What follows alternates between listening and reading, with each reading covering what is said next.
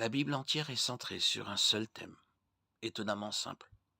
Dieu vous aime tellement qu'il a créé un moyen pour que vous soyez pardonnés de tous vos péchés, afin que vous puissiez passer l'éternité avec lui. C'est l'essence de l'Évangile et le sujet central des Écritures. La parole écrite de Dieu est destinée à nous aider à comprendre cette bonne nouvelle.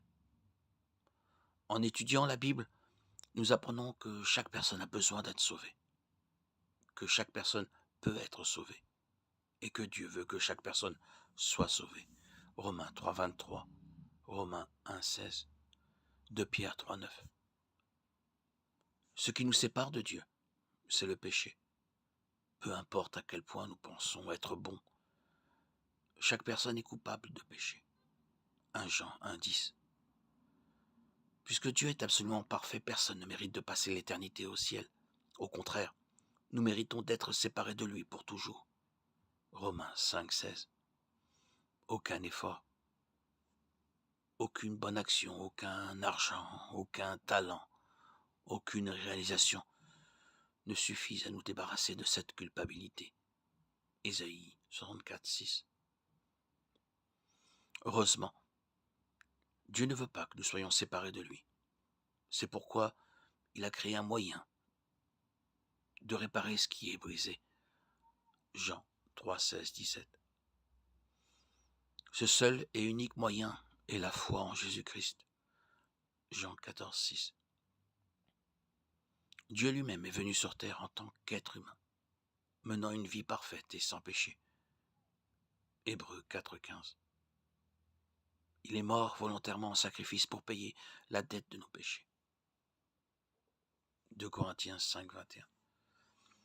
Selon les Écritures, n'importe qui peut être sauvé, pardonné par Dieu et assuré d'aller au ciel par la foi en Jésus-Christ. Romains 10, 13. Il ne s'agit pas d'un appel à la croyance aveugle et ignorante. Acte 17, 11, 1 Jean 4, 1. C'est une invitation du Saint-Esprit à la soumission et à la confiance. Jacques 4, 7. C'est un choix de laisser tomber tout le reste pour s'appuyer entièrement sur Dieu. Personne ne peut faire quoi que ce soit pour être sauvé. La seule façon pour une personne de trouver le salut est d'accepter Jésus-Christ comme son sauveur. Cela signifie simplement croire que je suis un pécheur qui mérite le jugement de Dieu. Romains 3, 23, Romains 6, 23. Jésus-Christ est Dieu, et il est venu sur terre en tant qu'homme. Jean 1, 14. Jésus est mort à ma place pour payer pour mes péchés. Romains 8, 3, 4. Hébreux 10, 14. Jésus est revenu d'entre les morts, comme il l'avait dit. Romains 4, 25, Marc 8, 31. Je fais confiance au sacrifice de Jésus et à rien d'autre pour me sauver. Éphésiens 2, 8, 9, Jean 3, 5. Autant que je sache, je me détourne de mes péchés, mettant toute ma foi, ma confiance en Jésus pour me sauver. 2 Corinthiens 7, 10. Acte 16, 31.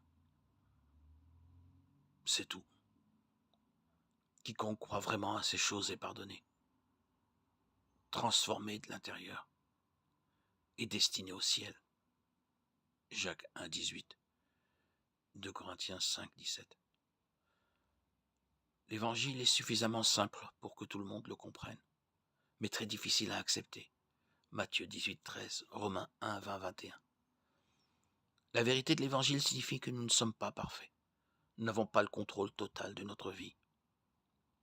Nous ne pouvons pas nous sauver nous-mêmes. Nous avons besoin de quelque chose de plus que nous pour arranger les choses. Psaume 39, 5. 1 Thessaloniciens 4, 8. Devenir chrétien ne signifie pas être meilleur que les autres. L'évangile s'adresse à ceux qui admettent qu'ils sont faibles et ont besoin d'être secourus. 2 Corinthiens 12, 9. C'est une dure vérité, mais tout ce que nous apprenons de la Bible prouve cette vérité. Chaque thème exploré dans les Écritures pointe vers ce message de l'évangile du péché, de la rédemption et du salut par la foi. C'est la décision la plus importante qu'une personne puisse prendre. Est-ce que j'accepte ce que Dieu m'offre ou est-ce que je lui tourne le dos? Matthieu 7, 13. Laquelle choisirez-vous?